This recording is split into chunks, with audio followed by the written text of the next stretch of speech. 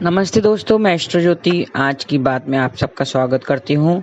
आइए आज की बात कर लेते हैं। आज बड़ा ही अच्छा दिन है, बृहस्पति का दिन है। बृहस्पति के दिन पे श्री विष्णु की पूजा आराधना, बृहस्पति देव की पूजा आराधना करते हैं और जो साईं बाबा को ध्याते हैं वो आज ओम साईं राम करके अपना दिन व्यतीत करें। तो ऐसे मंगलवार के दिन पे चने और मुनक्का का भोग लगा के कोई लोग व्रत भी करते हैं, पूजा करते हैं, पाठ करते हैं, बृहस्पति देवता की कथा सुनते हैं, तो उससे आपके सबके मनोरथ सिद्ध हो जाते हैं। और आज की खास बात, आज रोहिणी नक्षत्र है और ध्रुव योग है। ध्रुव योग में इमारत वगैरह बनाना शुभ होता है। और रोहिणी नक्षत्र का स्वामी चंद्रमा है। रोहिणी नक्षत्र का स्वामी चंद्रमा है और उसकी वनस्पति है जामुन का पेड़। तो आज जामुन के पेड़ को नमस्कार करना है और उसे कोई भी हानि नहीं पहुंचानी है।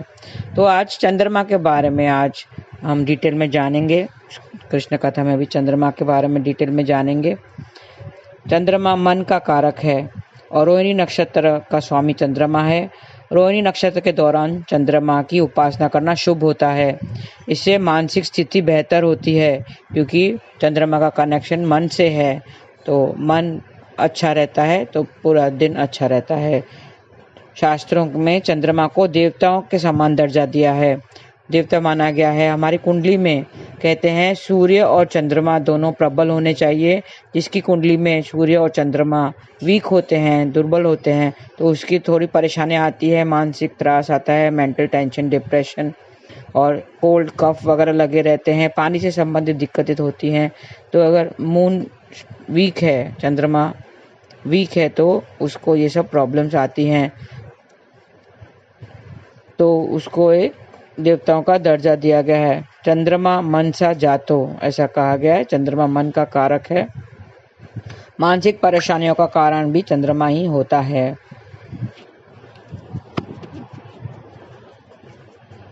सागर मंथन में जब सागर मंथन हुआ था तो 14 रत्नों में से एक चंद्रमा भी थे।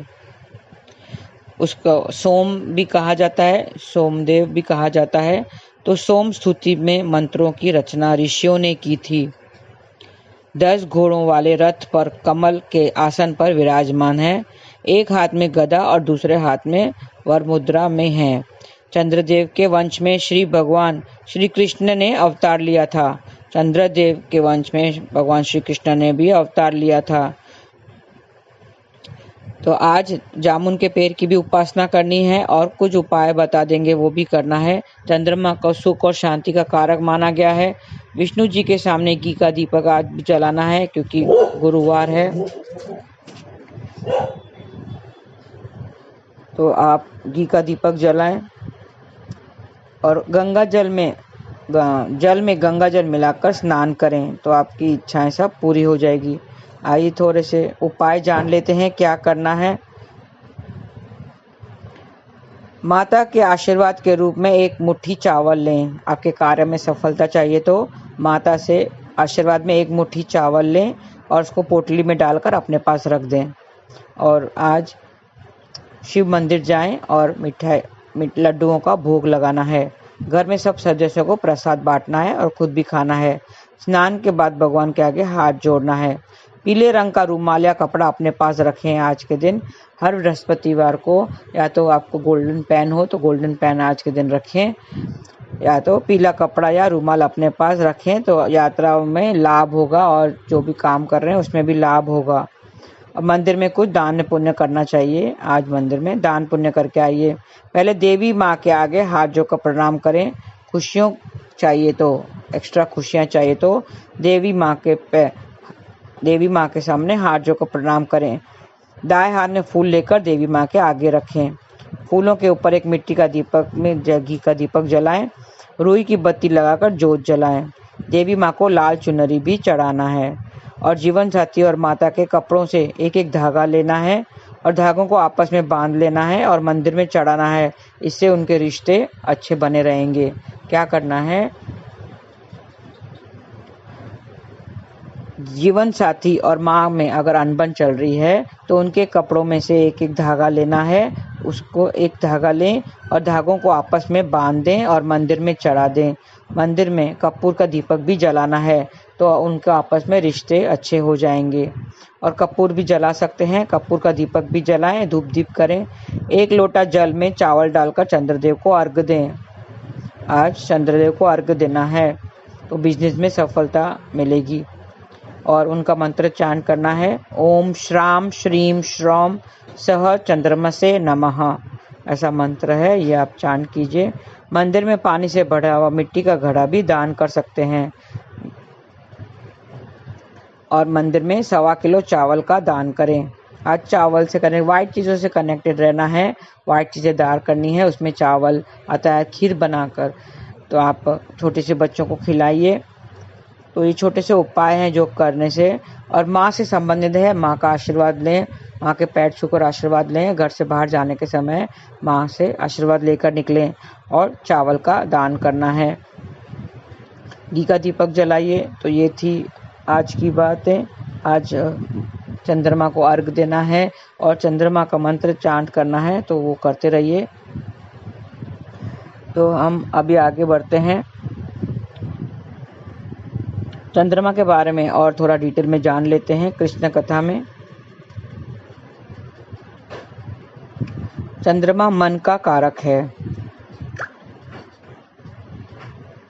चंद्रमा मन का कारक है। चंद्रमा हमेशा शांति, सौंदर्य और रोमांच से जुड़ा होता है।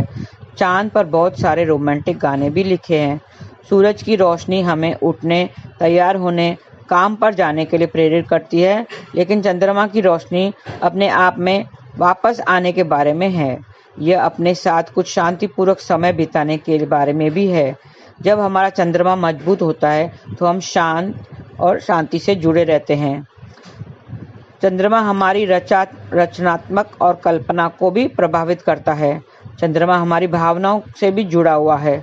अगर हमारी भावनाएं, ज़रूरतें पूरी नहीं होती है, अगर हम दूसरों को नहीं समझ पाते हैं, तो हमें चंद्रमा की ऊर्जा और आशीर्वाद की ज़रूरत है। जब हमारा चंद्रमा मजबूत होता है तो हम खुद को बेहतर ढंग से व्यक्त करते हैं और बेहतर संवाद करने में सक्षम होते हैं। चंद्रमा हमारी भावनाओं को नियंत्रित करता है और संतुलित करने में भी हमारी मदद करता है। बहुत से लोग बहुत भावुक होते हैं, थोड़ा सा कुछ हो जाता है तो रो देते हैं, उनकी आंखों से आंसू जल्दी निकल आते हैं, वे आसानी से रोते हैं, उन्हें आसानी से चोट लग जाती है और गुस्सा भी जल्दी आ जाता है। ऐसे लोगों को भी चंद्रमा की ऊर्जा के साथ खुद को ढलना चाहिए। ऐसा करने का सबसे महत्वपूर्ण और आसान तरीका है कि कभी भी पानी बर्बाद न करें। ध्यान दें, अगर चंद्रमा को मजबूत करना है तो कभी भी पानी को बर्बाद न करें। अगर नल वगैरह लीक हो रहा है तो तुरंत ही उसे रिपेयर करा लें। इसलिए चंद्रमा का जल तत्व से गहरा संबंध है। इसके लिए चंद्रमा की कृपा पाने के लिए हमें कभी भी जल को व्यर्थ नहीं गंवाना चाहिए। बहुत से लोगों को एक पूरा ग्लास पानी पीने की आदत होती है और फिर 2-3 घूंट लेने के बाद बचा हुआ पानी फेंक देते हैं। यह आदत बहुत खराब है। जितना पानी चाहिए उतना ही लें। बहुत लोगों की आदत होती है पूरा ग्लास पानी ले लेते हैं, लेकिन 2-3 घूंट लेने के बाद बचा हुआ पानी फेंक देते हैं। यह एक उदाहरण था, लेकिन ऐसा कई तरीकों से जिससे लोग पानी बर्बाद करते हैं। यदि आप चंद्रमा की ऊर्जा का उपयोग करना चाहते हैं तो आपको जल तत्व का सम्मान करना चाहिए और सुनिश्चित होना होगा कि आप किसी भी तरह पानी बर्बाद ना होने दें। स्वास्थ्य के मोर्चे पर चंद्रमा कमजोर हो तो स्त्री रोग से पीड़ित होती है। स्त्री रोग से पीड़ित होती है। कमजोर चंद्रमा अक्सर नींद संबंधित विकारें, मानसिक विकार, शरीर में अतिरिक्त जल प्रसादन और फेफड़ों से संबंधित विकारों का कारण बन सकता है। किडनी संबंधित बातें, मेंटल टेंशन, डिप्रेशन और ये सब कोल्ड कफ से जुड़े हुए संबंधित हो सकते हैं। इसके लिए यदि आप इन विकारों से पीड़ित हैं तो आपको निश्चित रूप से चांदनी आकाश के नीचे कम से कम 10 मिनट बिताना चाहिए। हमेशा पूर्णिमा के दिन पे जब पूर्ण चंद्रमा होता है उस दिन भी आपको चांदनी में बैठना चाहिए और उनकी चांदनी लेनी चाहिए और चंद्रमा की उपचार किरणों को इस इरादे से अवशोषित करना चाहिए कि आप इन मुद्दों से आपको ठीक करने के लिए चंद्रमा की ऊर्जा का दोहन कर रहे हैं। यह अभ्यास आयुर्वेदिक में भी निर्धारित है और इसे चंद्र स्नान कहा जाता है और यह मन को शांत करने और तनाव और चिंताओं को दूर करने में भी मदद करता है। चंद्रमा हमारे मन से जुड़ा हुआ है, तो हमारे मन की शांति और तनाव और चिंताओं को दूर करता है। अब हम गतिविधियों के बारे में बताते हैं जो हमें सोमवार को अनूठी ऊर्जा के साथ खुद को करना चाहिए। इनका दिन सोमवार है क्योंकि उसे सोमदेव भी कहा जाता है। तो सोमवार के दिन हम कुछ गतिविधियां करेंगे तो उससे आपको चंद्रमा की ऊर्जा जरूर मिलेगी। सोमवार हमारी माँ के लिए एक दिन है। माँ के लिए कुछ खास करने के लिए यह आदर्श दिन है। उसे ठीक करने, उसका स्वास्थ्य की कामना करने और उसके साथ कुछ अच्छा समय बिताने के लिए ये सबसे अच्छा दिन है।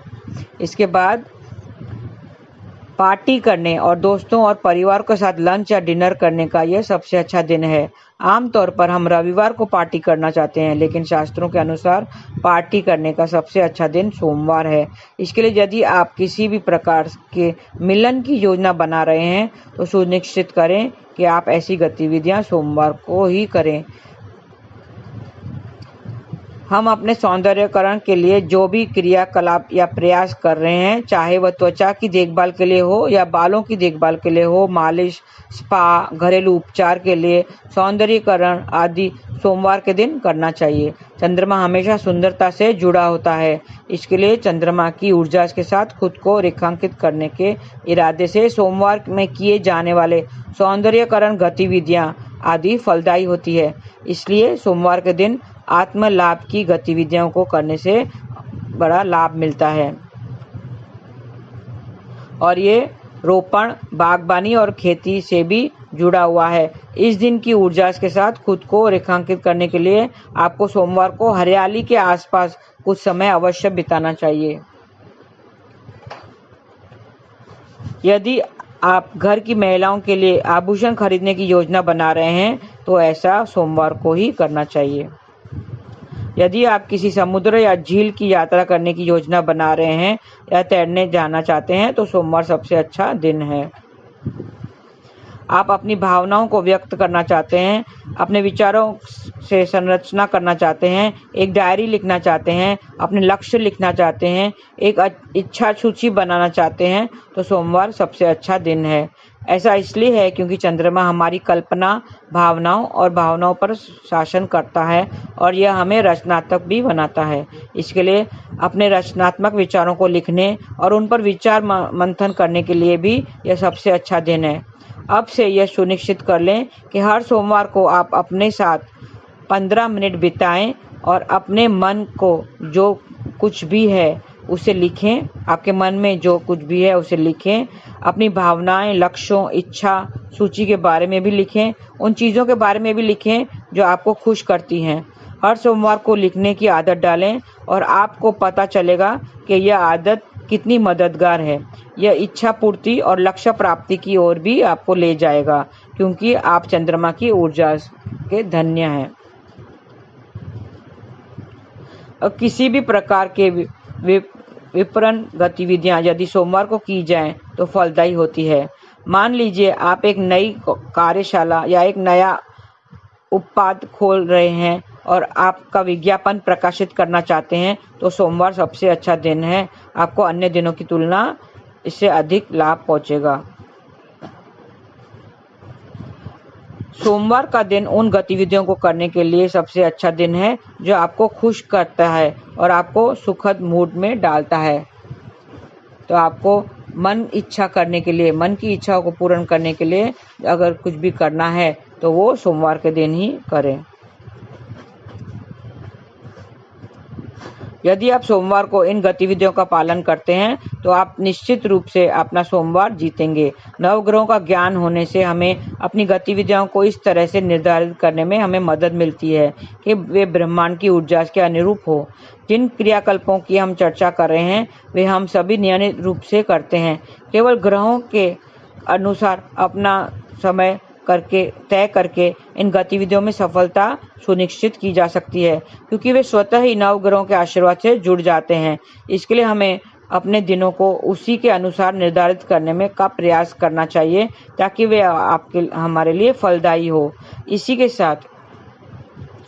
साथ ये सब आप अगर ये सब कर रहे हैं, गतिविधियों का अगर आपको करना है तो सोमवार को चुनते हैं तो आपका मन वांछित फल सब पूरे होते हैं। मन में जो इच्छा है वो पूर्ण होती है, क्योंकि चंद्रमा मन का कारक है, वो भावनाओं से जुड़ा हुआ है। और अपने चंद्रमा को प्रबल करने के लिए आपको ये सब गतिविधियां सोमवार को करें और माँ से कनेक्टेड रहिए, क्योंकि माँ से कनेक्टेड रहिए, पानी की चीज़ों से कनेक्टेड रहिए, वाइट चीज़ों से कनेक्टेड रहिए और हो सके तो कुछ दान पुण्य करते रहिए। और अभी तो आपको पता है अधिक मास चालू है, बाकी 7 दिन रह गए हैं ये महीना पूरा होने के लिए। टोटल 7 दिन रह गए हैं। 16 अगस्त को अधिक मास का समाप्त होगा। तो आप इस 7 दिन हो सके तो भागवत पुराण का पाठ कीजिए, भागवत कथा कीजिए, क्योंकि भागवत पुराण जो पाठ है वो 7 दिनों का ही होता है। तो अब बाकी के जो शेष 7 दिन है, ये आज से लेके 16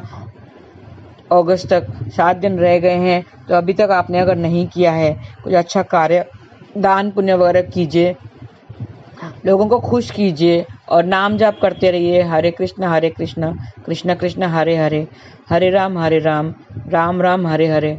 ऐसा नाम जाप करते रहिए, कीर्तन से जुड़े रहिए, कृष्ण कथा से जुड़े रहिए और भागवत पुराण का पाठ जरूर करें, भागवत गीता का एक अध्याय जरूर पढ़ें।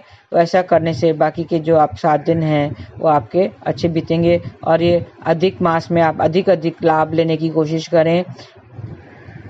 और आपका दिन, आज का दिन शुभ रहे। हरे कृष्णा।